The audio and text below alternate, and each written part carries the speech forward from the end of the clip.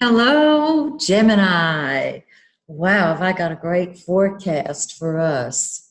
And before I jump into it, I want to make sure that you know that my summer eclipse special is good till the end of July. You're going to want to get a copy of it. It really goes past the 6 months indicated. Just go to my website, MaxineTaylor.com. It's all laid out there for you. You will love it. So let's talk now about what's going on. Now you can see that this area right here, the third house and the fourth house, big for every Gemini out there. So let's talk about this. The third house deals with communication, correspondence, and transportation. I call it our mouth and our minds. And so we've got all kind of great ideas. Are you writing a blog? Are you writing a book? Are you bored to death? Do you have to get in the car at least once a day and go somewhere, even if it's just up to the supermarket? That's the third house. Third house deals with siblings. It deals with short trips. So my suggestion would be that you communicate with your brothers and sisters, communicate with everybody. And if you have a chance to do a weekend trip or just an excursion someplace, do it because it'll take care of boredom, okay? Now the sun, as we know, is the giver of life. It's in the third house, lighting up the Gemini mind, the Gemini humor, everything I mentioned about the third house, because Gemini rules the third house. Excuse me, keep hitting this thing. And so our minds are going a mile a minute, especially now that Mercury is direct, okay? And I say now because this is for August, and actually I'm videoing this in July, but Mercury goes direct the 31st of July, between the 31st of July and the 1st of August. So smoother sailing, right? Express your ideas, talk to people, get out there. And on the 23rd, when the sun enters your fourth house, you want to be home. Fourth house deals with home, family, real estate, all those things that provide emotional security. Now, you may not want to be with your family, but you will want to be at home. You're focused on home. So are you buying? Are you selling? Are you renovating? This is the time to do it.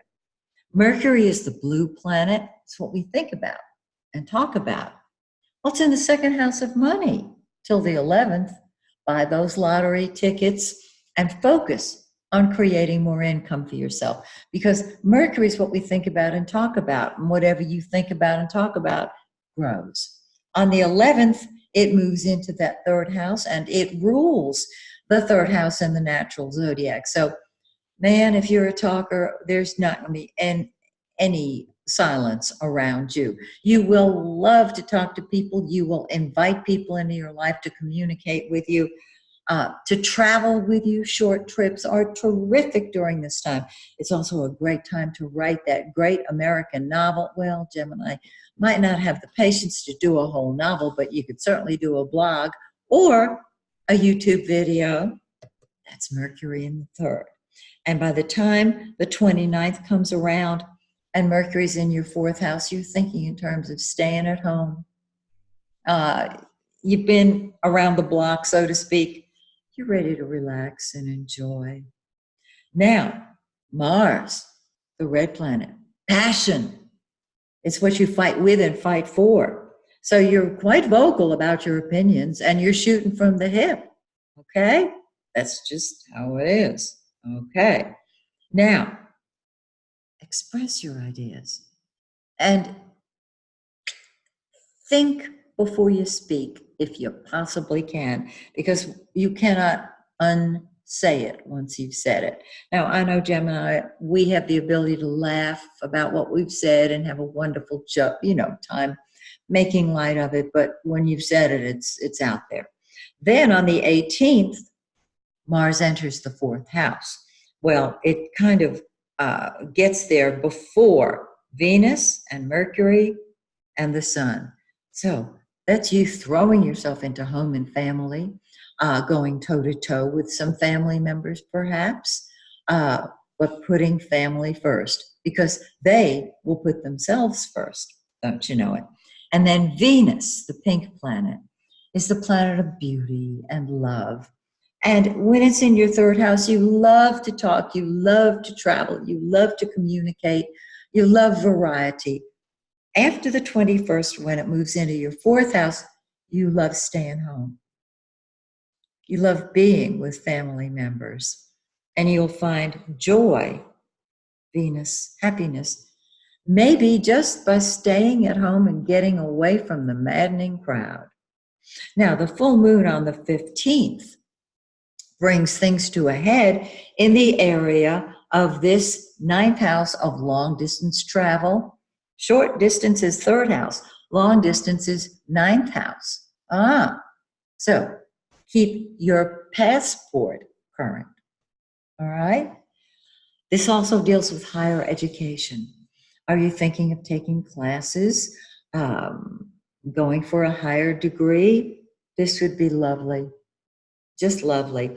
And remember, it brings things to a head wherever the full moon brings things to a head, wherever it falls. And so you're seeing options open to you that you did not know you had. You're seeing not just the trees, but the forest. And the new moon on the 30th is where things begin. Wherever the new moon is, that's where things start moving forward. Home, family, real estate. It's lovely. So that's the way August looks. Have a ball. Have a terrific time. And I'll see you again next month when once again we take a look at your solar chart. So till then, may the stars shine brightly on you and yours. Bye for now.